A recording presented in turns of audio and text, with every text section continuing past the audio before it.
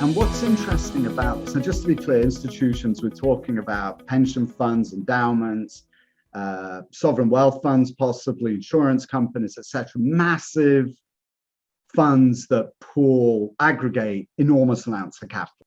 Plus, you also have, and this is going to be very important as we get into this, into some of your slides here, you also have professional managers who run these funds, right? These are people who live, breathe, and eat commercial real estate underwriting and understanding what's going on underneath the hood of these deals. But importantly, I think you said the 90s, and this was thanks to you. I met Jeff Dorman at IREI. And when he started was right at the beginning. It's very important for what we're going to be talking about.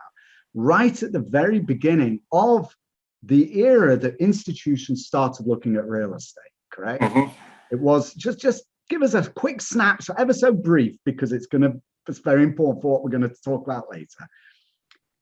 They didn't invest in real estate, did they? Until what, like the 80s? Was it even? Like, what was it really wasn't considered a very institutional quality class. There weren't, institutional quality mechanisms. I mean, a pension fund could own a lot of their own real estate on their own book, but then they would have to have their own investment staff to manage it. So it really wasn't until, real estate became an asset class that got a lot of attention within modern portfolio theory and understanding how it correlated with other asset types and so on. So that's really when it started. Yeah, and so we'll come back to that, because it's very important, because from 30 years ago to now, when institutions weren't investing, it went from close to zero to utterly dominating the commercial real estate.